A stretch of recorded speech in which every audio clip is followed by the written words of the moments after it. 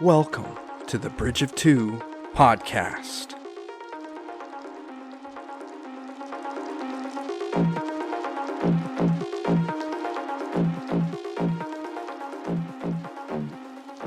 Welcome to the Bridge of Two podcast. Welcome. I cut you off. Welcome back to you. Welcome back to you listening. This is a special episode just for you, whoever you are. Yeah, this is a shout out for you, whoever you know are who you listening. are. Yeah, you know who you are. Everything that's said tonight Is for you. was specifically tailored towards you. Just figure out how it applies to your life. Just know that you're special. Right. Totally kidding. I'm not. Oh, well. No. Yeah. Anyway, we're back. Welcome back. We've said that a lot, but welcome back. We've had a few mishaps already, so Yeah. it's an episode. We could. Should we talk about the mishaps just for fun? Sure. We recorded our drink break first because I needed some caffeine. And it just so happened the drink that I had has caffeine in it. Right. So we were like, oh, we'll just pretend we're in the middle of the episode. Well, let's lie to our listeners. We just thought we thought we could act our way through this. It told us to shake it up, and then when we shook it up and opened it right next to my computer, it sprayed just all exploded. over my computer. It said shake it up. It sprayed on you some too, right? Yours I too? got a little bit on me. Oh, that makes me feel a little better. Not as much. And I moved my okay. phone out of the way. Well, forget you. I'm just kidding. My iPad's safe and dry. So I'm gonna put cellophane on my laptop next time we do a drink break. next time But we just won't shake it. yeah, that too, or shake it away from it. Oh, Should have thought of that. open it up in the sink. Why did I think of that? Anyway, beer over the bridge, over the laptop. Alcoholic coffee. Alcoholic coffee over the laptop. And then, before we started this recording again, I realized that I had not, Jeremiah's mic was not coming through at all. So that whole thing we recorded and suffered coffee spraying on us. You can only hear me freaking out, losing my mind. So maybe I'll put something from that at the end or something. That might be fun. Of the episode. We'll Maybe see. instead of a drink this time, when we actually get to our break, we can try Stephanie's cookies. Ooh, cookie break. Cookie break. We'll go do a cookie tasting for Stephanie. Okay. Instead of a drink this time around. Pretty brutal. Yeah, I know. I'm a cookie connoisseur. Oh. Not really. You speak French? That was French. I think so. Well, anyway, so what's new? What's up with you this week? Oh man, actually it's been a decent week, which is gonna sound funny because I start off this week with being sick. But because I was sick, I got to sit at home and not have no obligations. What'd you do with your ever valuable time? Nothing. No, I'm just playing. No, but it's been a good week or two. We haven't been able to do D&D, which sucks. So we recorded a podcast. So we did record a podcast, which will probably be out before this episode, right? Yes. Yeah. This Wednesday, I'm planning on. Don't we release this episode on Monday though? Not this Monday. Oh, you're right. Oh gosh. Well, then I'm going to crank this out. You can look forward to a special episode. Yeah. So after this, So if you're listening to this now, it should be Monday, and you should only have to wait 2 more days for a podcast recapping the first part of, a good chunk of our D&D campaign so far. And you can listen to us just be absolutely insane for a night. We had 4 people, and it was just way too much. Yeah, I was like, okay, we'll just recap the episode. We'll just recap our campaign, and then we start recording, and it just went. It was just downhill or uphill, depending on how you look at it. I had a lot of fun, so. I think depending on how you look at it, there were lots of ups and downs. I don't know which were the ups and which were the downs, but all I know it was a lot of fun. It was a lot of fun. It absolutely was, and we had 2 other people on. We had Caleb and Stephanie because they're a part of the campaign. The only person that couldn't be there was Steven. He had other obligations to attend to, but he was there with us in spirit. So yeah, so just look forward to that. You get us twice in 1 week this go around. Blowing up your podcast. So enjoy that. We definitely did. So that was fun. Yeah. But yeah, I'm definitely feeling a lack of D&D. I actually might start reading through the Icewind Dale book that I have for our campaign. I might actually just start reading through that so I can kind of know it more for when we end up starting our come back to the other one, whenever that is, whether it's like a year or two from now or whatever. Right. So I actually been debating doing that, as well as Critical Role started up campaign 3. Ooh. Their second episode got released yesterday, and so since it's the beginning of a campaign, I'm going to actually try and stick with this one. Yeah. Because every time I go to try and listen to them, they're like 40,000 episodes into the campaign, and their episodes are 4 hours long. And so I'm way behind. So what's the math on that? It's like 800,000 hours behind. Oh gosh, it's a lot. Well, campaign 1 has no, worse than that. I did math wrong. Campaign 1 has like 100 some episodes, and campaign 2 is 160. Oh wow. And they're all like that long. That's a long campaign. They are long campaigns. I can't imagine doing that many sessions for my campaign. And campaign 1 started like halfway through. Like they were playing way before they started recording.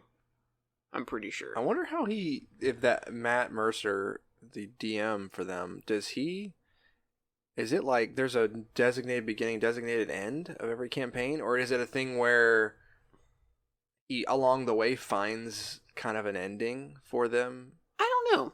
Because, I mean, I would think that the way that those people play D&D, it is a very organic storytelling type of... I feel like he probably has method. Ideas in his head.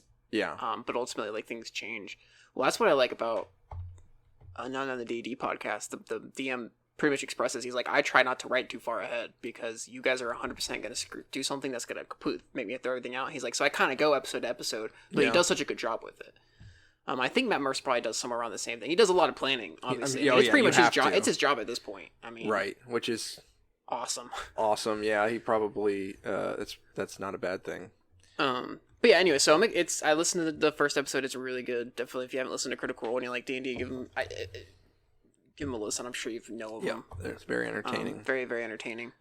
Been playing New World. Is it called New World? Mm-hmm. Okay. MMO that came out like a month or two ago. Got it because my brother has it and wanted to play a game with my brother, and it's actually really fun. What does it remind you of? Like other games? Does it remind you of anything? Not like not particularly. Just maybe like Elder Scrolls Online to an extent. Okay. It's like not like most MMOs that I've played, because usually when I play MMO, I play the tab target MMOs where you basically click on an enemy and you're locked onto the enemy and you do your skills. Right, exactly. This is not like pick that. Your stuff you're doing. This one's not like that. This one's like actually like action combat oriented. It's more combat focused, dodging, MMO. Like shield attacking. You don't like immediately lock on and everything like that. So it's fun. Story is very different. I mean, the setting is kind of different too. It's almost like because it's fantasy for sure. Right. I mean, you have monsters and you have, sword, spear, all that stuff. And you have like magical abilities. There's like staves and stuff like that in it. But you also have like a musket. And I remember seeing, I think like I got confused when I first saw it because I saw like there's like a conquistador helmet on the cover. There's like a guy, there's like a mask and a conquistador helmet. And I was like, there are conquistadors in this? Is this an MMO about colonialism? It's almost it kind of is. Really? Though. It is, because you're inhabiting a new world. Oh. But this new world is super dangerous. And there's different things going on, and there's different settlements, and there's even different factions, and that's where the PvP comes in if you pick a faction. And these factions actually battle for control in the PvP. And depending on who wins the PvP match, there's like 50 versus 50 battles. Uh-huh. Wow. And you go over like towns and stuff like that. Oh man. I haven't played any of the PvP because you have to be max level and stuff like that. That's kind of like end game stuff. Oh really? But like it seems fun. There's a lot of obviously end game trading and like currency and all that. And this game is you said you buy the full game and you have it. It's not a subscription. There are going to be packs that release for some updates and stuff probably. I don't know if it's going to cost more for like any DLC. I'm sure like most MMOs they end up doing that, but at least it's not a subscription. Hopefully, I mean, Destiny 2 went in a free-to-play kind of a free-to-play direction. but then they release packs. But they keep updating it. It's just there's certain parts of the story you can't do. Yeah, that's probably what they'll. I have a feeling that's what they'll end up doing with this one. But the cool thing about this too is it's only $40. It's not even a full $60 game. Oh, actually, I think the devs. My brothers told me the devs kind of came out and said that they are hoping to kind of make most of their money off of in-game cosmetics that you can buy with real money. Like, they don't have like a pay-to-win type of thing where you buy like these weapons or whatever, but you can buy cosmetic stuff. And they're kind of banking on people who have more money than they know what to do with. Right. That's buying that stuff, which people are doing. I know it's not free to play, but that is a strength, the free to play, model of doing an MMO, when you're not making it contingent on, like Lord of the Rings Online is like this too. Mm-hmm. Lord of the Rings Online, I played a lot because you can just play the game for free and you can go through the whole story and you can go through every little thing. Actually, I think they do have some packs and stuff too, but I'm pretty sure that those are mainly side stuff. Like, you can do pretty much everything. They have expansions. I mean, most MMOs at this point do expansions, and then they do the expansions are like $15-$20. Right. My thing is when you have it, when someone is doing a subscription. So a big one for me is World of Warcraft, where you have a subscription based game, and then you also have different expansions that cost money.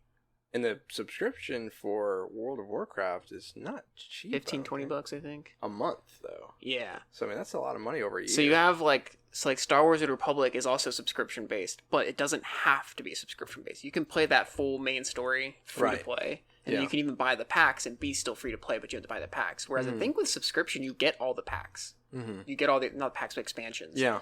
If I'm correct, I could be wrong. It's been a while since I've looked at the expansions. But if you have the subscription, you get the expansions. So I don't know what New World's going to go. It's still really new. Right. And I was even telling you earlier, like, me and brother were talking about it, and I really think that if the devs kind of really stick with the game and really update it and listen to player feedback and add more things, and as most MMOs do, it'll be really good. I think it could end up being one of the better MMOs out there. Yeah. Because it's a really cool concept. I mean, like 50 versus 50 player PvP to take over a town or a settlement to take control with your faction is really interesting. Yeah. Not to mention some of the PvE is really fun. I mean, the combat's very fun. I was even telling me and my brother talking about it yesterday or the other day when we were playing. It's like a game where, like, because there's crafting involved, so crafting is a very big important thing about it. So you actually go and you actually chop down trees and get wood and you mine and get stuff. And it's one of those things, though, where a lot of times in games like that, it can be boring to just go and chop down wood, but for some reason it's very satisfying and enjoyable. Like, I don't mind sitting in there, killing a few enemies, killing a few animals, but also chopping down trees and mining at the same time to level up my skill. Yeah, with if it's a lot of that stuff is going towards leveling up your weapons, and it's a very weapon like combat oriented game, then I could see how that would feel rewarding, because then when you're fighting enemies and base tanking them, as our friend Caleb mentioned on the other podcast, that you can get a different satisfaction out of like knowing, like, I did all this to get this weapon where I needed it to be, so that's interesting. It's definitely very fun. I've been enjoying playing. I played a little bit while I was sick, mainly with my brother, just because it's something we can play and we don't even need to be playing together. We can just chat while we're both playing the game. Right. He's higher level than me, obviously, so he's doing a couple of things. But he came and we ran what would be considered a dungeon together, and it's fun. I mean, it's a fun game. Like I said, combat's super fun. I currently run with the bow and spear because you get 2 weapons, and each weapon has certain skills. I think you can equip 3 skills at a time. And so I run bow and spear right now. I think my brother's doing like a weird tank healer type of thing, because he's kind of thinking more solo, because he's playing a little bit more solo right now. So he actually uses like a great axe and then a healing staff, which is interesting. But what I really like about it too, and is they make it very accessible to respec everything. Yeah, I was gonna ask you, like you were, I think you were saying to me that you don't like. Most MMOs, you pick a class and you kind of have to play towards that class. You might be able to change class at some point in the game, but as long as you're that class, you're kind of limited. You're kind of limited to that class. The class-based system is basically just the weapons. The weapon you're choosing to use. So if you choose a different weapon, you can play a different style, right? Basically, yeah. You can do sword and shield. Say you do sword and shield and like great axe, as a strength or a tank. But then say later on you're like, okay, well I want to use a sword and shield, but also want to use a bow and arrow to be ranged as well. You can do that. But what's really cool too is even your main stat. So what I really liked what they did about it is up until level 20, which takes a decent fair amount of time depending on how much you're playing, you can respec your stats for free.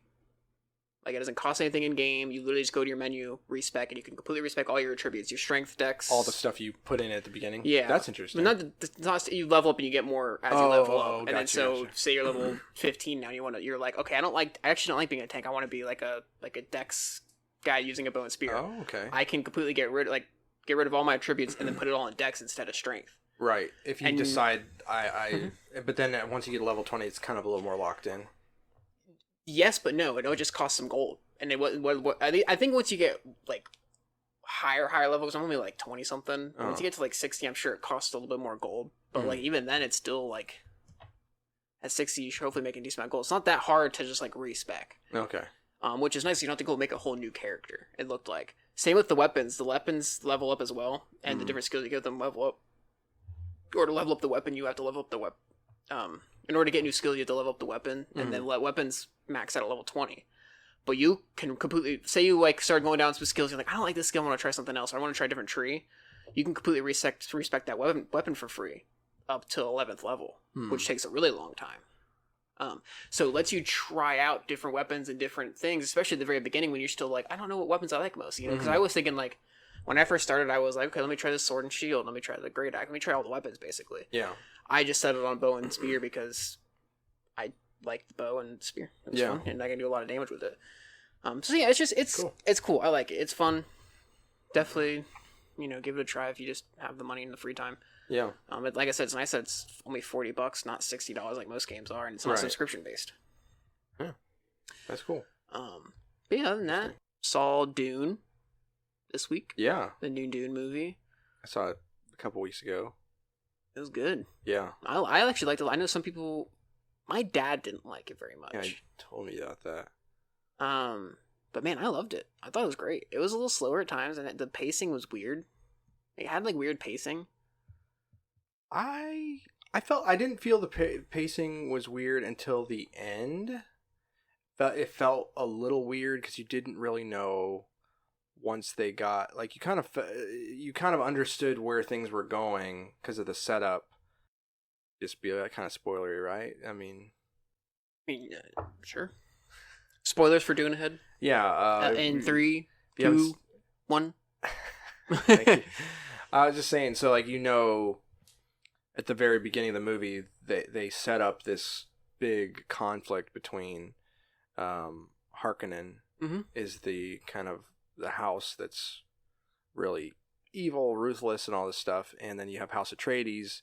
Given what they had, this planet that has the most valuable resource in the universe, and they're supposed to mine it and provide it to the Empire, and so it's going to be an opportunity for them to get a lot of power, a lot of money.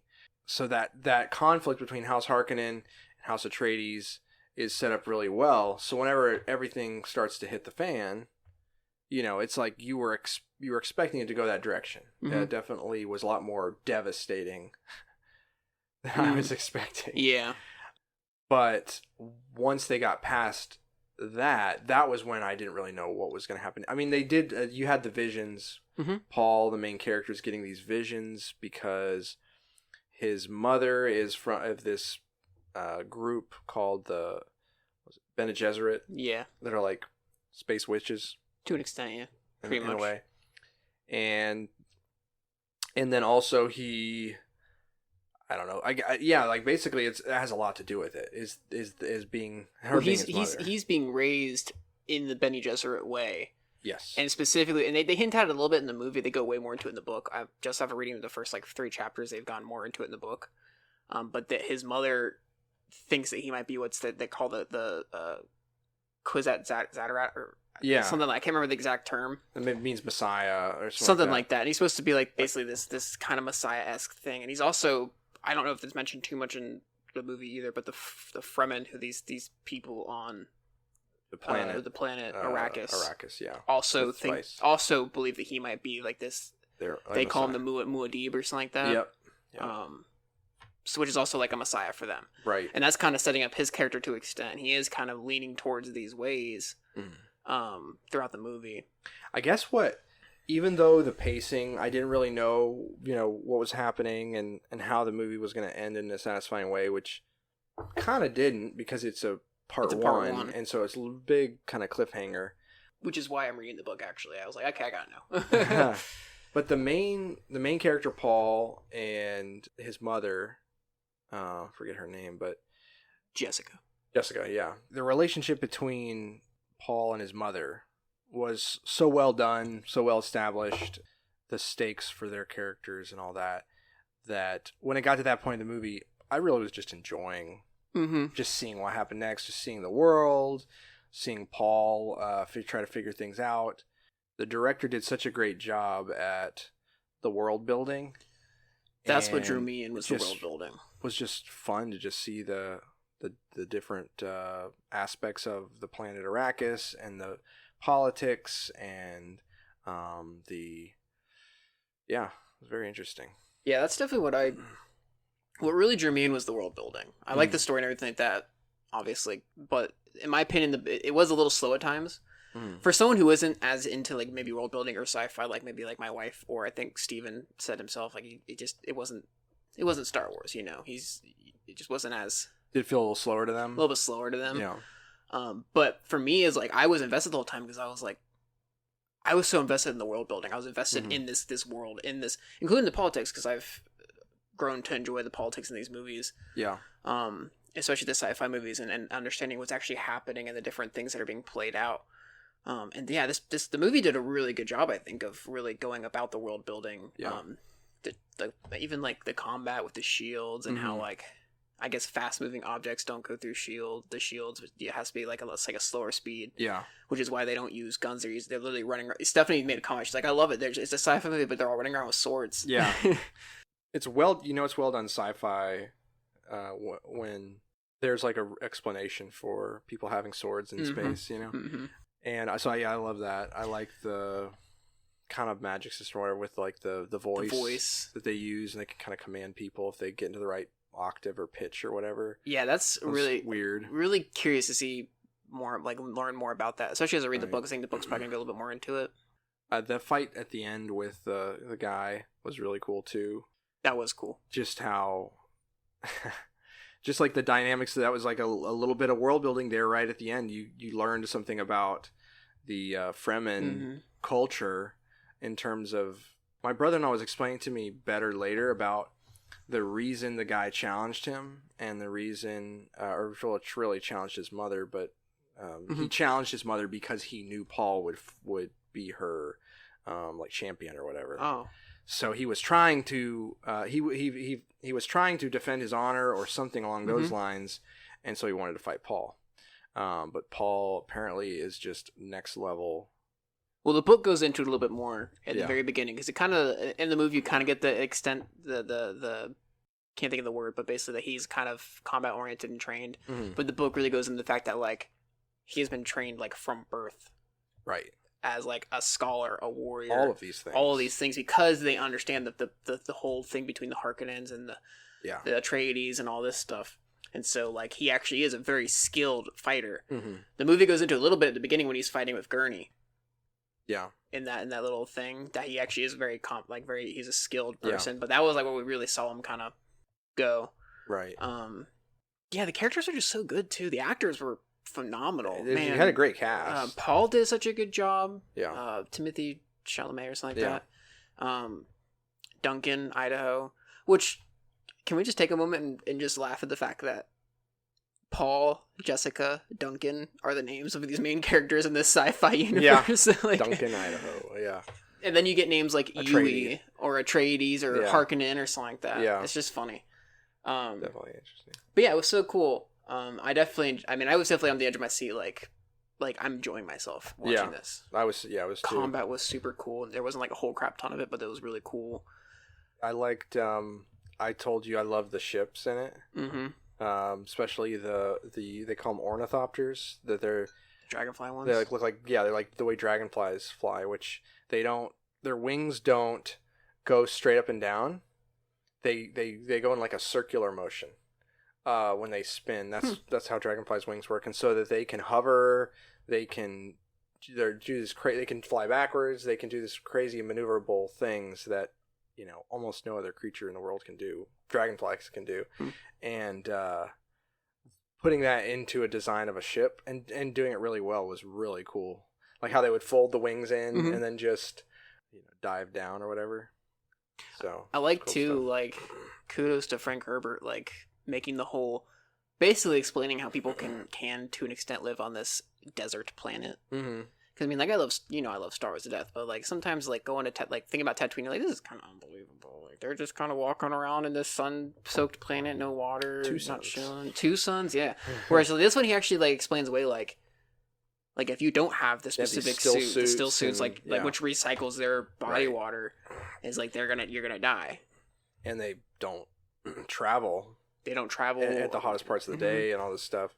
They live under. They're mostly living underground and have all these tunnels and stuff they live in. Yeah.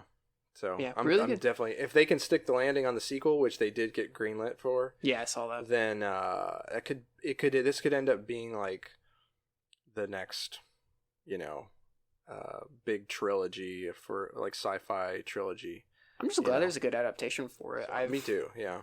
Like I said, I've I don't know if I mentioned it on here, but I've told you that did listen to the audiobook about halfway through. So about to the point where him and his mom were in the tent. Mm-hmm. A little bit past there is where I stopped listening. Okay. So I actually remembered a lot of that. The book's a little bit different and goes about things a little bit different. But so I've read half, but my dad's read this book. Yeah. And I even know that this is a book that I'm pretty sure was a big inspiration for Tatooine itself. Oh yeah. The book came out a few years before Star Wars came out. Mm-hmm. Star Wars was influenced a lot by this. But I'm just glad it's getting a good adaptation and some good recognition. Definitely. And I'm excited now that I'm actually like this book. The movie really made me want to be like, okay, I want to go back and read and finish the book. Yeah. And I'm excited. I'm actually really excited to continue to keep reading, and it's good. So I'll let you know how I think about it as I go through it. Awesome. Yeah. Just was a couple things I was going to say though about. I just want to say this movie reminds me of a couple movies. Well, no, it reminds me of a couple things. It reminds me of the house politics, like the dynamic between the Emperor and the houses. Mm-hmm. Reminds me of Mistborn so much because there's this the Emperor lets them expects them to do something. Actually, like in a way, Arrakis is like the pits of Hathsin. Huh. I didn't think about that. Remember House Venture in Mistborn is the ones who are allowed to mine the pits that have this most precious metal in them for the Emperor, and that's where they get all their wealth, and that's kind of like the Harkonnen mining or getting the spice off Arrakis for the Emperor, and then there's this idea that the Emperor might have to worry about is like kind of fearful of someone rallying around the houses.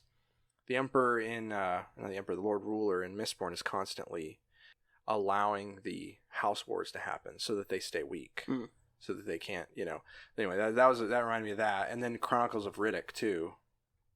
I don't know as much about Chronicles of Riddick. Have you seen Chronicles of Riddick? I have, but it was a long time ago. Okay, if you watch Chronicles of Riddick after watching this, you will probably pick up on I have a strong suspicion that there was a lot of inspiration from Dune with Chronicles of Riddick. There's like a race of beings that are called elementals, and they remind me a lot of the Bene Gesserit. And then you have the necromongers are these. They're basically like the Harkonnen. They're a lot like the Harkonnen, very war based, very just reminds me a lot of it. It's more of a popcorn type movie, but I actually kind of now that you mentioned the Chronicles already, I kind of want to watch it again. Some people don't like it, but it's kind of like to me it's like a cult classic. Yeah, I don't know if it is to everybody else, but I know it was one of those movies that my parents owned, and so okay, I know they liked it. Actually, Because that's how I watched it. So, I'm going to take a break and... Oh, wait. Do I have anything to talk about? I was about to say, I know you watched Dune, but, like, is there anything else you've done this past week or two? I've been writing a lot because NaNoWriMo. It is NaNoWriMo. NaNoWriMo. I can always get that wrong. I say NaNoWriMo. Say what? NaNoWriMo. NaNoWriMo. Oh. I said NaNoWriMo. NaNoWriMo. I think every time, if you go back and listen to the podcast, every time it's mentioned, I say NaNoWriMo, and then right afterwards you go NaNoWriMo. NaNoWriMo. Yes, it stands for National Novel Writing Month. It's not just a random nonsense word. I kind of assumed it was, to be honest with you. You guys are writers. But it's, so people try to write 50,000 words in a month. I've done it twice. This time I'm working on a revision, and I've got it. I think I've got it almost done.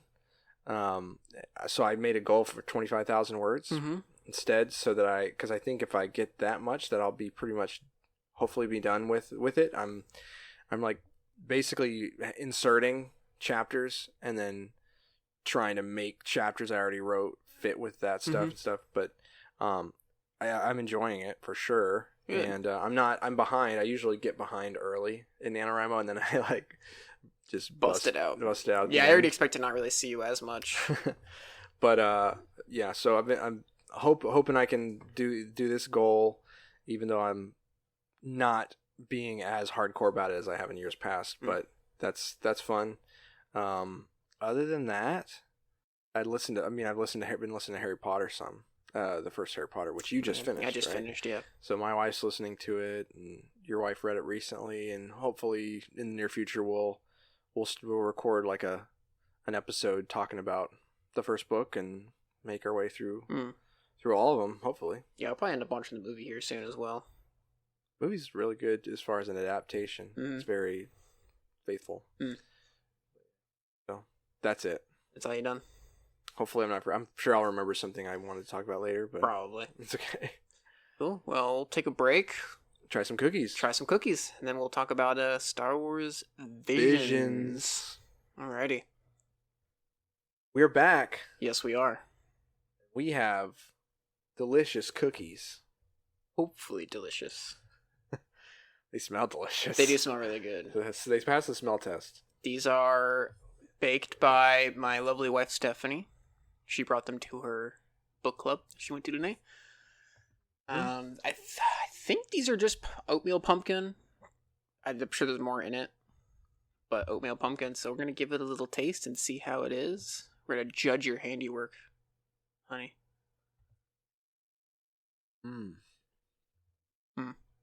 Yep. I like it. That's good. It's a good oatmeal cookie. Ooh, it does have a little hint of pumpkin in it. That's good. Oh yeah. That's very good. I like how soft it is. Yeah. I like the texture too, like the oatmeal, like actually having to chew the oats and stuff. That's kind of the oatmeal really enhances it for sure. Yeah.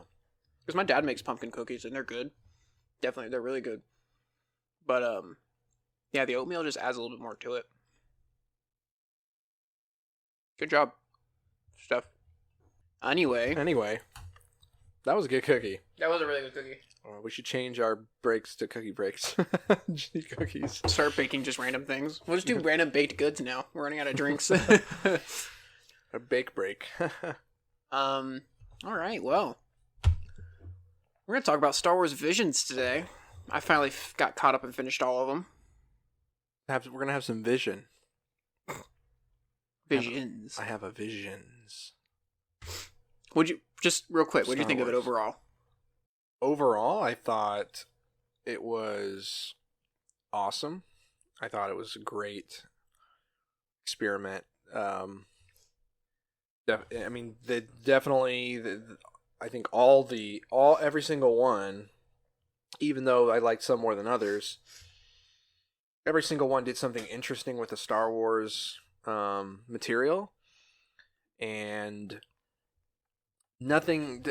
I never felt, which part of it's because it's not canon. It's just like a fun spin on things, but I never felt like offended as a Star Wars fan by anything that they tried or did. Nothing ever felt really like a violation of Star Wars, or something that was really flying in the face of Star Wars.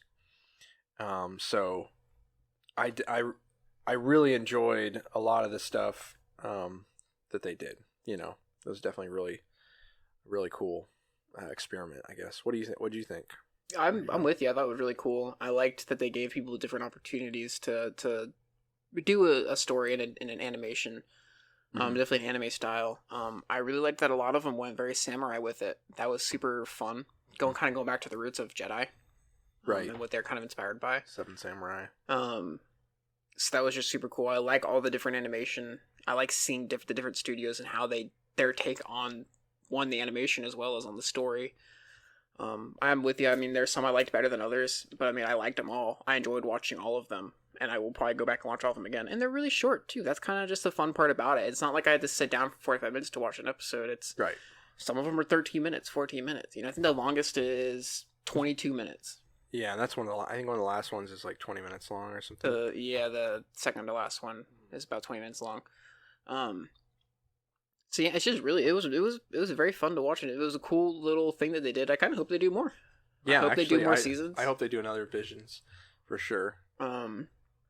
Some of the stories left me wanting to know more. Right, like wishing you could kind of see where things go from there. Mm-hmm. I agree, for sure. Because a lot of them end in the sense of like there's more to it, but you don't get to see it. Yeah. So, I definitely enjoyed it a lot.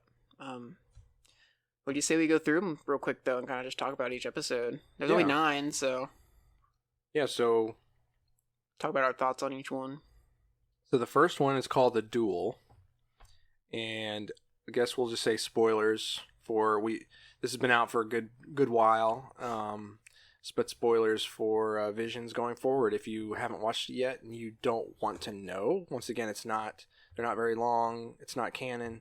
But if you want it to be, completely unspoilered. Yeah, we're not going to go into like crazy detail, but we're going to talk about the story of each one. Right. So yeah, we kind of have to do that to talk about what we liked in it. So the first one's called The Duel, and it's that's one of those that lean very heavily into the samurai. Very heavily into the samurai. Basically is a samurai story. Everyone, it looks like it's feudal Japan, mm-hmm. And they have, even the droid has like a straw hat, mm-hmm. is wearing a straw hat. Like, yeah. So and then the art style in that was kind of, like old, very seemed old style. Yeah, it reminded me of like a black and white samurai, movie. Like there's like a Seven Samurai, I think, something is the one like that's a black and white, very famous samurai movie. That's pretty old, and so it had that feel to it. And you've got your lone, wandering, like a Ronin samurai kind of person, mm-hmm. masterless samurai, and some people doing harm to a local village, and he steps in and basically saves the day. There was there's the Sith uh-huh. that he fights in there. Uh-huh. It was definitely an interesting. That was the first thing. One of the first impressions I had of this being the first episode is, okay, they're going to try some different things out with lightsabers, because you literally have like an umbrella without any fabric on it. It's not an umbrella, but it's like looks like an umbrella, and they apparently they insert the lightsaber into it, and then it branches the lightsaber out into like 8 or whatever. Mm-hmm. Someone opens up with like a huge like laser Gatling gun kind of thing on her, the Sith, and she just starts spinning the thing around and deflecting all the bullets. And it was fun. Definitely very different, very interesting. Good opening for sure, to just like definitely good way to show. Well, it was a good one to start with too, because it really showed what the Visions is going to be about. Right. We're gonna try new things. It's gonna be different. It's gonna be it's set in the Star Wars universe and Star Wars lore to an extent, but it's not canon. It's not. Yeah. What I liked about this episode and a couple of the other ones, they really went into the whole samurai thing, where even when they drew their lightsabers, it was like they were drawing them out of a sheath. Yep. Yep. And attacking like that, like a samurai would. That just is so cool. I loved the animation in this one, especially the contrast when they red lightsabers were drawn with the black and white, because it's all black and white. They have like the red lightsabers drawn. I think does he have a white one? I can't remember. Or his might be red too. His is red. Yeah. That was the thing that was the twist, because whenever he shows up, she assumes he's a Jedi. Mm-hmm. He pulls out a red lightsaber. Yeah. And she's kind of even more ticked off, the thought that, is this like a Sith that betrayed the Sith? And then at the very end as well, the village sees his lightsaber, and I guess they somehow didn't notice the color or something before he sheathed it, because then they're like, wow, you must be amazing Jedi Knight, Mm-hmm. And then he pulls out the thing, and at one point he also says, unfortunately, I'm not a Jedi, as if he wished he could. I didn't know exactly what that line meant, but he didn't necessarily say he's a Sith either, though. He clearly was skilled with the lightsaber. Did he use the Force? Mm-hmm. Okay, so he could use the Force, use the lightsaber. He bowed. I noticed, I watched it again, whenever he lures the person into the waterfall. Mm-hmm. There's like some kind of shrine, mm-hmm. and there's like other ignited red lightsabers in there, and he bows to it. So I almost wonder if he didn't serve the Sith, but he somehow had a connection to this shrine. He's almost like very Grey Jedi-esque, actually. Certainly, like not a Jedi or a Sith, just kind of there. His own code. This is one of those ones where like I want to see more. I want like a show on this guy. Well, and that was a very big question mark moment when he opens his cloak and he's putting a Sith Kyber crystal into it, and there's like 8 others. Mm-hmm. So it's like, is he hunting, like he's hunting Sith or something? Yeah, or what? It's definitely very interesting to think about what would his backstory actually be. Is he hunting Sith? Why is he hunting Sith? Definitely a strong open though. Definitely a strong first episode, especially. And then it's really funny too when you contrast this first episode, which was very serious, the very next one. Yeah, it was very. The first episode was very serious, very almost kind of dark hidden tones. Definitely very old timey samurai. And then you get to the second episode, which is definitely more modern-ish anime. Yeah. Even style-wise, which I loved the animation in it, and I liked the style. But it's literally about a band. Yeah, and like a Jedi Padawan right after Order 66 or something like that. Yeah. And then he joins a band, but this band is also being hunted, and Boba Fett's in it, and Jabba Hutt's in it. Yeah, that was interesting because that was one of the only ones that actually had canon characters mm-hmm. in it. And that was a really fun thing to imagine. Things like happening on Tatooine. They're just like random day in the life of Tatooine and Jabba the Hutt. It's got some band that is playing for him at pod race. And they straight up, it's cool to revisit that. It's fun. It's a funny episode. It's good. Funny, yeah. I mean, just they straight up sing to like save their lives. They play another they do another show to basically save their life. It's just so funny. Yeah. There's not even that much combat in it, if I'm correct. No. It was literally just they were a band. I mean, they get chased by Boba Fett. I thought at the end, whenever they are playing for their lives and then they do the song and it's like, okay, this is it. I was like, okay, is he gonna go Jedi on him now? And then he's like, one more song, and like gets the permission to do one more song from Jabba, and it's called Tatooine Rhapsody. Yeah, instead of Bohemian Rhapsody. It was a fun one. It definitely was a great contrast. This is really the first episode really showed what the Visions is about. It's like these are 2 very different things from very different companies. Yeah, different animation styles, different stories, different tone.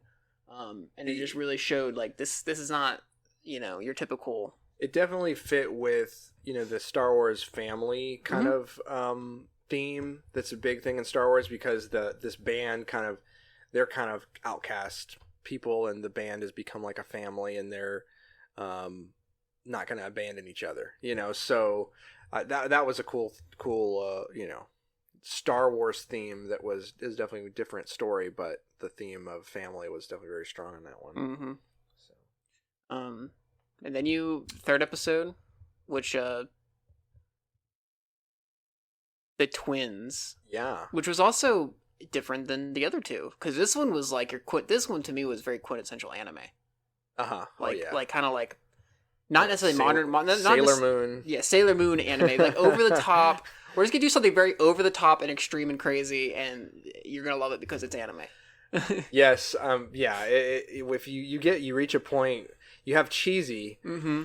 But then if you keep going past that, you get to a different level where it's just you're so happy. It's just anime. That's so crazy. The only way I describe it is just just anime. It's just like you can't really be mad at it because it's just being so crazy.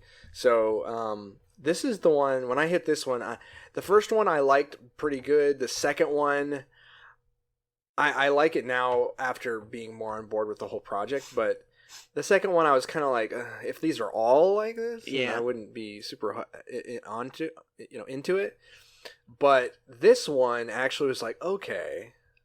This is interesting because it just really showed how anime could be a cool medium for a Star Wars story, especially one that is like a kind of a what if episode, So this episode is called The Twins because there's a kind of a Luke and Leia situation going on where you have these twins that are super powerful, but they were created by the Sith instead of born from the Chosen One.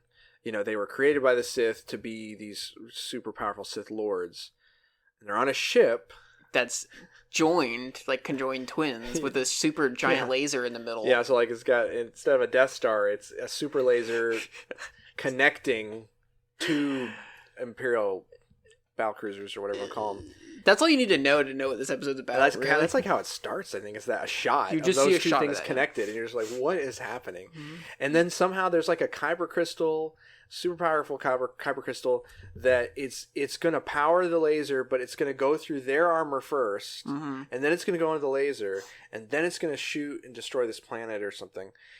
And just wild. It just. So you have Luke and Leia.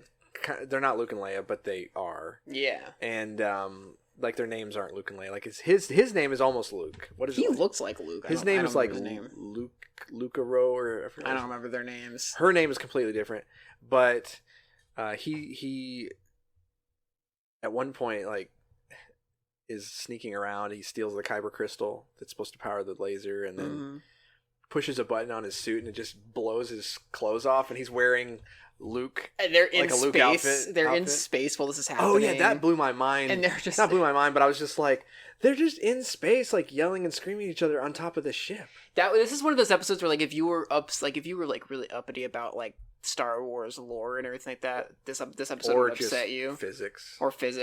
But it's just one of those things you watch and you're just like, I can't even be upset because it's just so over the top.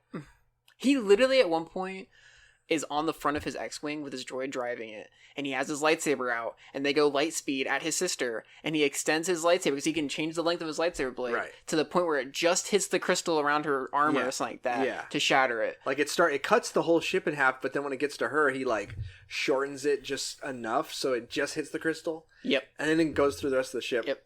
So it doesn't cut her in half.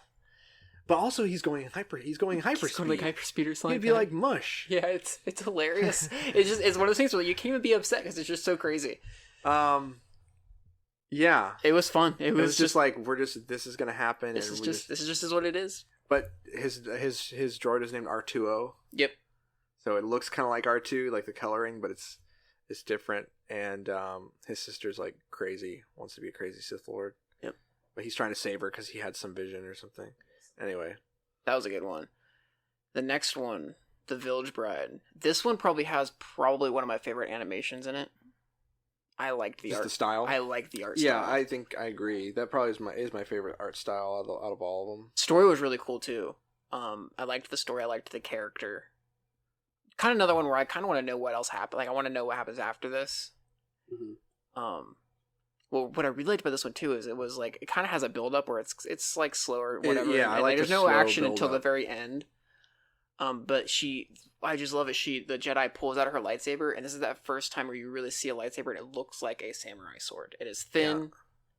Yeah. It's got a guard too. It's got a guard and everything. I think it was a yellow lightsaber. Mm-hmm. It was a cool color, and somehow there's a yellow laser guard around it. Which was another thing I just liked, all the different things they do with lightsabers in show. But yeah, she had a real cool moment. She had like kind of boots, like enhanced boots. Oh, that's right. She was able to like jet boots or something like that. Yeah. I mean, I would assume some of that was the Force, her using the Force to go fast. But yeah, I remember that. That was a cool scene. And her. Yeah. The story of the planet was interesting too. Where like these people are gonna get married, but the wife has to like get taken by a warlord because of some. I'm trying to remember. It was something to do with. I forget. You're right. I forget why, and that's why her sister was. It wasn't her sister. The Jedi was just some random person. No. That person, the person that was like planning the rebellion or whatever. Oh, that's right. Yeah, the sister, and then. Yeah, I forget. But they all kept saying, "No, we don't." You know, they didn't want her trying to protect a village. Right. They didn't want the people that were trying to stir up trouble. They didn't want them to do that, and that was why things got hairy there at the end. The Jedi had to step in. Definitely a good one. That's cool. Definitely like the art style. Yeah. That was one of my favorites for sure. If I had to rank them up there. And then you get the 5th episode, The Ninth Jedi. This one is one of my favorites. The story was cool. I liked the animation. I liked the action in it. I also just liked the idea of someone just a lightsaber smith. Yeah. Like that was just fun. Like hammering on the crystal. Mm-hmm. And they did a cool thing too with the colors of the lightsabers. Oh, that's right. Yes. Where the color of the lightsaber is basically determined by the one holding it. And so like when the Smith holds it, it's blue, and then when she holds it, the daughter holds it, it's like kind of clear. And because she's still not fully. Yeah, because she's still like growing or something like that in her use of the Force, and the size would change, the length would change, and everything. But yeah, the whole story, that's really important to the story or the twist in the story, because the whole premise is that the Jedi have been kind of wiped out, but there's this one character who has hired the Sabersmith to make lightsabers, and he's trying to encourage Force-sensitive people to come and be trained in the Jedi ways so that he can reestablish the Jedi Order. Mm-hmm. And these people show up. They got some kind of, invitation or call or whatever. They show up and they're waiting for these lightsabers because they are supposedly wanting to be Jedi. And so they all show up at this little this like space station above the planet where all the lightsabers are being crafted. And but they're nervous. They're like, do we trust each other? Like one of us could be Sith, and where's the guy who's supposed to show up? That was a really cool reveal with him being inside the robot. Yeah, don't like all of them end up being Sith except for the one guy? Almost. I think there was a droid. There was like a droid Jedi that was fighting. Not the one that the guy was inside, but there was a droid that was there that was a Jedi. He wasn't bad. And I know the one guy wasn't bad. And then there was another guy who was like, his lightsaber was red, and then at the very end, he's like, I was overcome by their darkness or something. Oh, that's right. And he like turned good. I'd have to watch that again because I don't remember some of it. I just liked how, I don't know, I love the world building in it. I love the animation. I love the action. And I love the inversion they inverted like your expectation, because you have these people show up and you think these are the Jedi and these are the good guys.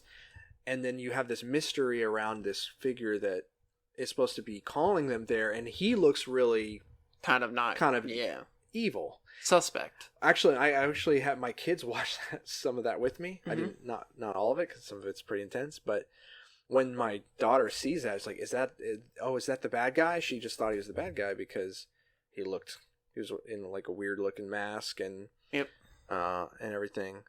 But yeah, so I thought that was a really cool episode for sure. Then you get highly recommend. Yeah, that one's a good one. That was the longest one too, 22 minutes. That's the longest episode. Then you get episode 6, TOB1 or Toby. Yeah. This one was fun. It wasn't my favorite, but I liked the thought behind it, and it was definitely kind of fun. It was fun. I thought it was really fun after such a heavy episode. That's true, yeah. Being like a different pace, different animation, like really different animation. But still kind of a heavy story. Yeah. I mean, you have this guy who's like he's dressed like a Jedi, but he doesn't have arms. I didn't notice that, actually. I noticed he was hovering around, but I didn't notice he doesn't have arms. Oh, interesting. Huh. Like, if you notice, you'll never see him use his arms, and there's kind of like hanging, like, it's the cloak that has sleeves. I didn't notice that. Interesting. And so he has all these droids that are helping him they're trying to like terraform a planet, basically, make it hospitable.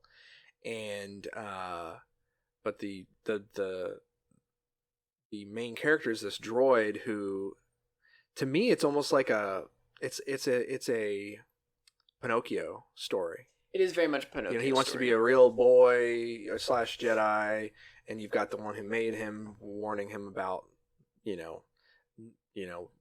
just the things you have to be worried about, and kind of loosely a Pinocchio story. I didn't like the art style of this one as much as some of the other ones, and the animation was kind of just weird to me. Mm. Not that I'm saying it was bad; it just wasn't my taste. Yeah. But I still enjoyed it. I mean, it was good. It is a very Pinocchio-esque story. Yeah. It was very interesting. Yeah, but I mean, it was good. Well, then we get to the 7th episode, The Elder. I liked this one. I liked the Jedi Master in this one. He reminded me a lot of Qui-Gon Jinn, actually. Yeah, me too. Yeah.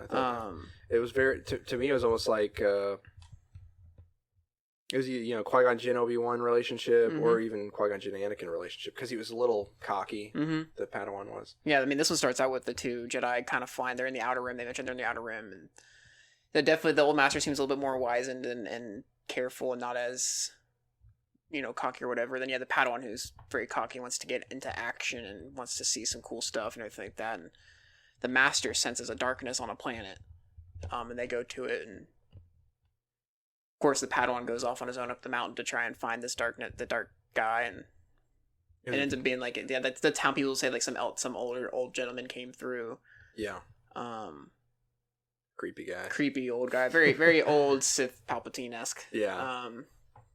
And of course, the Padawan starts a fight with him, or he starts a fight with the Padawan and takes him out. The Elder takes the Padawan out, and then the Jedi Master comes and owns him.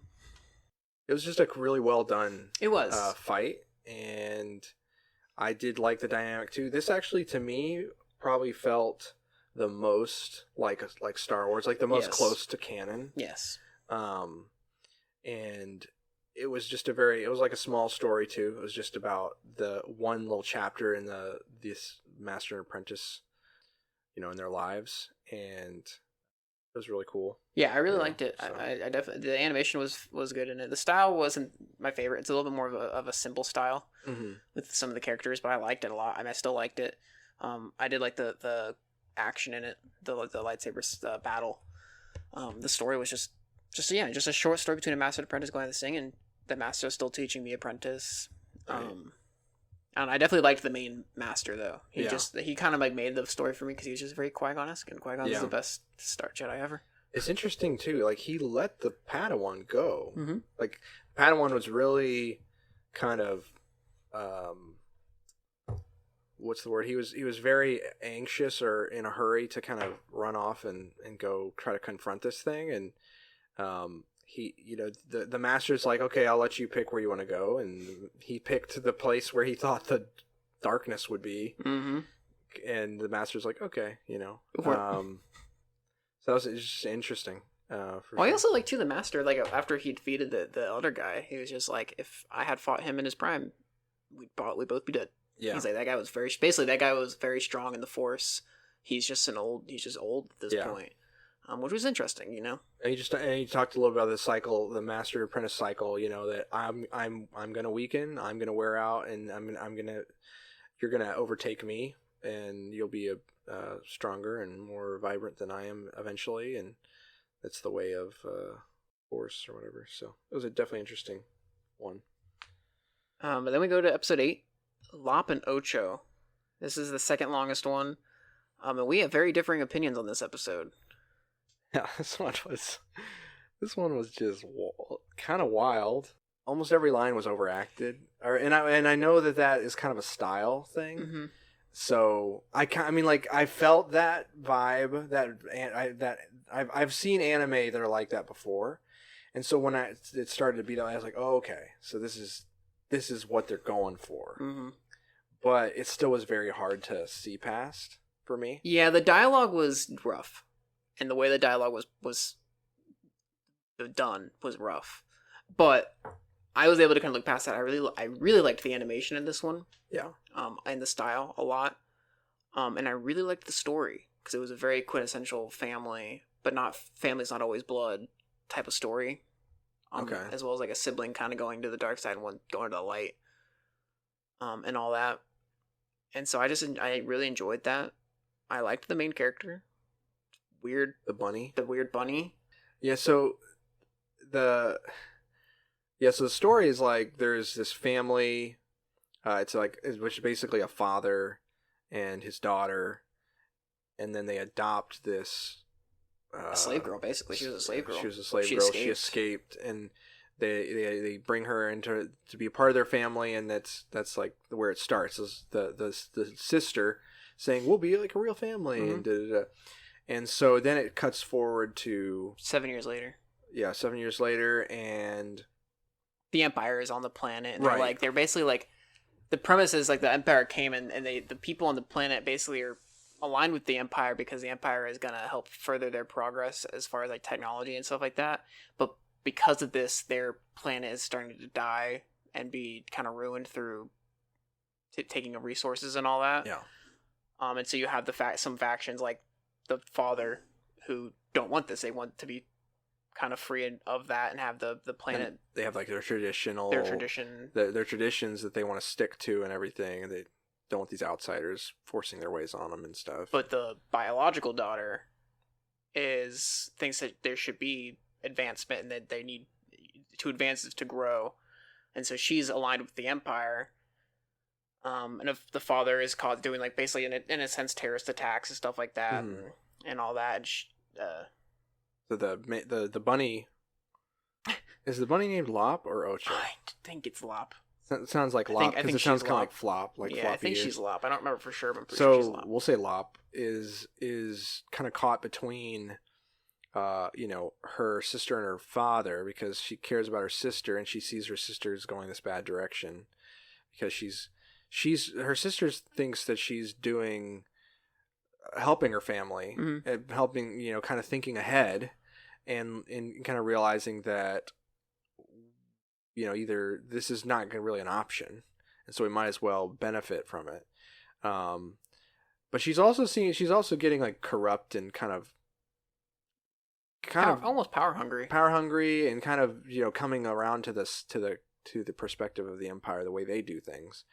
And so Lop's caught in between that, and then her father basically. Doesn't her father give her the ancestral thing? Yeah, so that's another like kind for the confrontation. Yeah, that's kind of like another point in the story is where when the daughter is really kind of the biological daughter is really kind of going off to the Empire side, and the father realizes that Lop is, even though she is not his biological daughter, she's adopted. She's still more family and more ready for this ancestral blade. Mm-hmm. He brings her to and tells her the history of this blade, which is a lightsaber, right? That has been passed down from generation to generation, and he gives this to her, right? To use to not to kill her sister, but to just for the confrontation to get her back in a sense. Right. He wants her to bring her sister back. One thing leads to another. Fight ensues. And you do, and I like that one too because that is another one of the lightsabers where like it was cool because the lightsaber actually was inscribed, so it looked more like a sword when it was ignited, which I just thought was really cool. Yeah, it was like a saber actually, kind of. And so that was just a fun, cool little fight scene. That left off with Lop winning to an extent, but the sister still getting away. So. One of the things that threw me off that I felt like I was missing, or they were just kind of asking a little bit too much of me, was when the sister is Ocho, I'm guessing was not really like a fighter type person, you know? Like in terms of her ability, she didn't seem like she was trained to fight. She seemed like she was really kind of like dainty, prissy kind of girl, and then, 7 years later she still didn't necessarily, I didn't get the vibe that she was trained with a lightsaber or whatever she used. Did she use a lightsaber? No, she used there's a name for it. I don't know what it is. Like a vibroblade? No, it's the three. It's actually like a ninja weapon or a samurai weapon. It's a three. How it is in real life, I think it's like three long poles they're divided with chains. Okay. Well, and hers was very more like vibroblade-esque. Right. So she was fighting with a very complicated kind of weapon, and she was fighting very well, and it was as if she'd been training and as she'd been this skilled warrior. And so that kind of threw me a little bit whenever there was this big fight between Lop and her, and they're just both seemed to be able to like fight, and they're trained and stuff. Well, how I saw it was just that like obviously the father was very oriented in this. He almost seemed like a samurai master to an extent. So maybe he trained. And I kind of read it as like he trained his daughters in this, okay. Because even with the whole, I mean, even when they went to go get he gave her the ancestral lightsaber. I mean, it was in a very type of dojo-esque area. It's true. That's kind of how I read that. So it wasn't like I just suspended my disbelief. I also fell asleep halfway through and then woke up and finished it because I watched this at like 5:30 in the morning today. Oh, okay.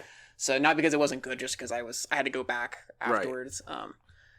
But I don't know. I liked this one. Oh, that was good. That's fair. I definitely see like the dialogue for sure was like kind of rough. Yeah, I mean, and I just remember even watching this being like, what is happening with this dialogue? Yeah, that was. I mean, if there was anyone, I want to be positive about them all overall, and I'm glad it's there, and I watched it, and I'm sure there's. It's just if there was one that I bounced off of, that probably would be it. But yeah. Yeah, I think it was that. Yeah. But you really liked it. I liked it. The one I kind of bounced off of was actually TOB1. That was one that kind of bounced me off. It just kind of threw me off a little bit. Which for whatever reason the upbeatness of the character and everything I liked, but and then you get episode 9. Akakiri. I will say out of all of them, and it's not to say that I dislike or like whatever, this was my least favorite out of all of them. I still like it, but out of all the episodes, this was probably my least favorite. It was good, and I like what they did with it because it kind of subverted expectation to an extent. Yeah, but I wasn't a big fan of the art style. Wasn't a big fan of the animation. And it just was weird. It was just very. This is the shortest episode compared also with Tatooine Rhapsody, 13 minutes long. And I feel like they tried to fit a lot in 13 minutes. And it just like, it was good. And I liked it. Just like I like all of them. But this one was probably my least favorite out of all of them. And so it's got a really cool story. I liked the fact that, you have this Jedi and he's kind of helping this princess that's like, you kind of get the hint that's like kind of like a love interest or something like that. He keeps having these weird visions that are like getting in the way of whatever. Yeah. And they're like going to infiltrate the empire or whatever or the kingdom because someone killed the princess's father and they're trying to get revenge or whatever. Yeah. Long story short, ends up being like, I guess the emperor's like sister killed him or something like that. I don't know. Anyway, it ends up being where that vision he was having was actually of him killing the princess and becoming Sith. Yeah. And that's basically what happens. He ends up killing her. And then the empress lady or the Sith empress, whatever, is like, together we can bring her back. If you just be my apprentice. Right. And he, help me master. And But didn't he actually, but that was one thing about this was interesting, is the person actually delivered. Yeah, she actually came back. She actually brought the person that he wanted to bring back to life. So, he got kind of like an instant payoff for turning to the dark side. But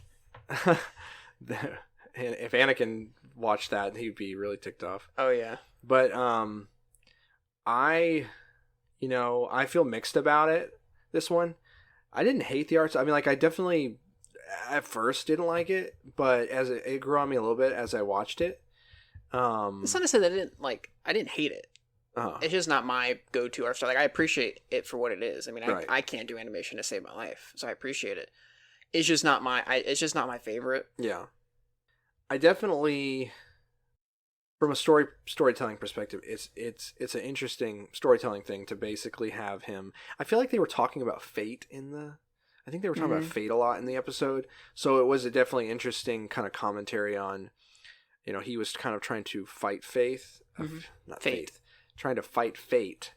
And at the end, he kind of realizes, like you said, that he has walked right up to the exact footsteps that he needed to take to end up in the place that vision put him in. And so he just sees no other path at that point and makes the call. So I definitely don't like him turning the dark side. I wanted him to subvert that, that it seemed like that's the only choice he had, and to see him make a different choice. But, so I definitely didn't hate it, and I know you didn't either.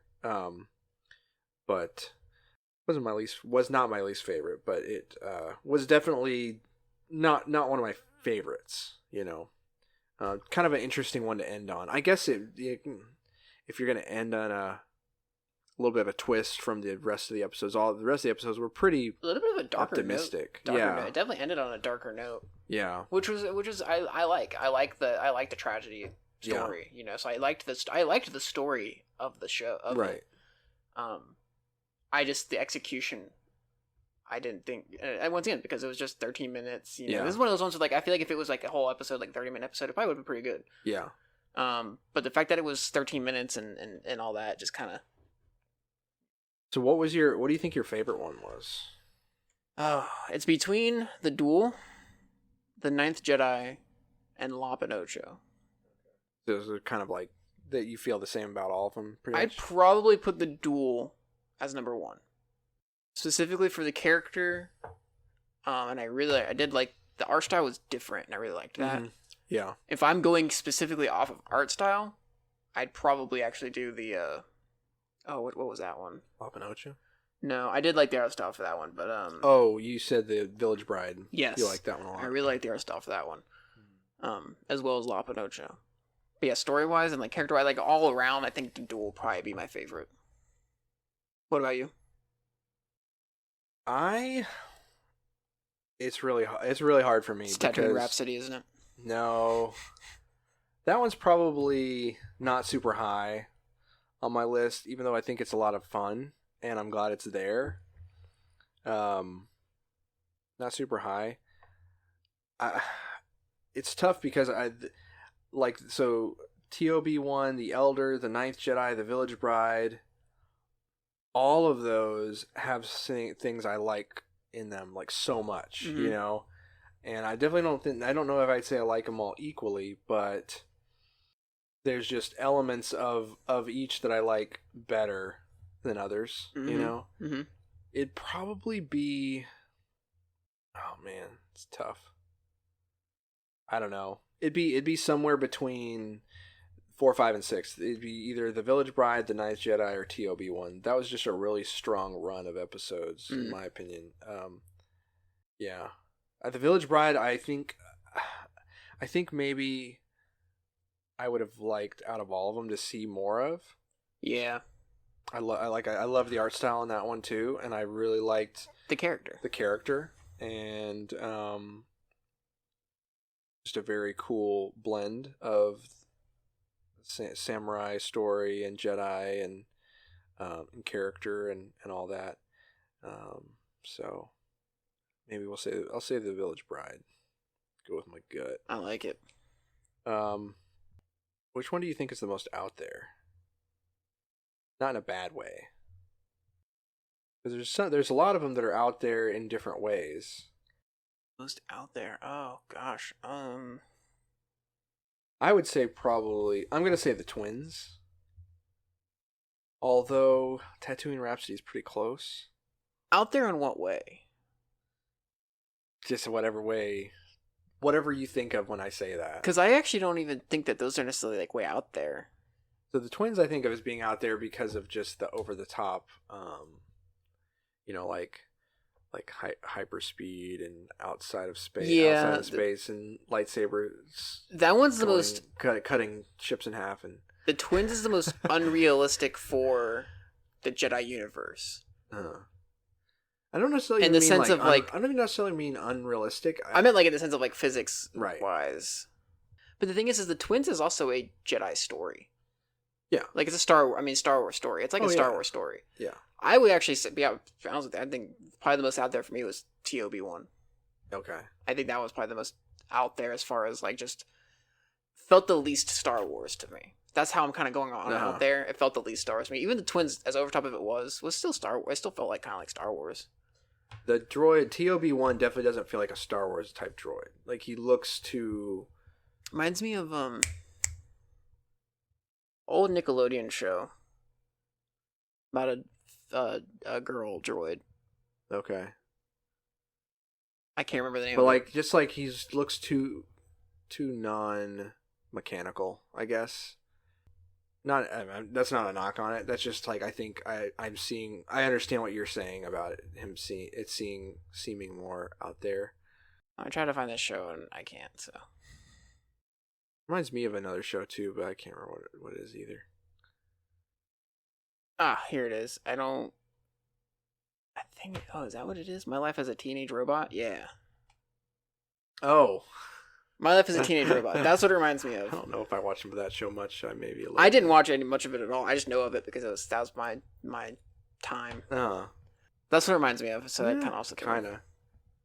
Anyway, well, if you haven't watched Visions and you listen to this, go watch it. It's fun. Yeah. I mean, especially if you like Star Wars and you like anime too. Give it a watch. It's just a fun little thing that they did, and I hope they do more of it. Yeah. I hope they get other companies in there too. Maybe. I feel like this is probably. I feel like this too is probably like a good thing for some of those, maybe not as well known companies, right? To kind of do a show and a story, which is awesome. Yeah, and I think they should do more, not very well known or popular animation studios to get up there and be like, hey, come do this, come try this out. Yeah, I think that's cool. I think it's fun. It's a way to get people out there. And I would love for them to continue to do that or do more of that. It's cool too, just to pull people into another kind of genre of animation or storytelling. Anime has a lot of different tropes and things in it. In a lot of traditional in animes have their own tropes and way of doing storytelling and stuff. So kind of using Star Wars to also introduce people to new things. So you're potentially introducing anime people to that maybe not be huge Star Wars fans to Star Wars and like the cool things in Star Wars, and then vice versa. Yeah. So I think that's a really cool thing. Broadening people's horizons. So give it a watch. So yeah, check it out. Check them out. But otherwise, I think that's it for us. It for me. All right. Well, this is been Bridge of Two. This has been Bridge of Two. A far, far away bridge. We'll never get that right. Ever.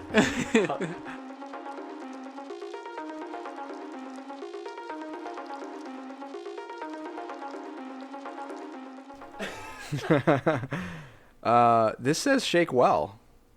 Oh. I'm excited to try this. Let's shake it really well. Okay. All right, let's shake it. They serve chilled over ice too. Or over ice. That's it. Or over ice. So this is chilled. So we meet that. We're allowed to drink it. They won't bust the door down. All right. I think it feels well shaken. Let's crack it open. Let's do it. Oh, goodness. It told me to it tricked me. Oh, no. On my screen. And record the chaos. Oh, wow. I cannot believe it told us to shake it. It led us to failure.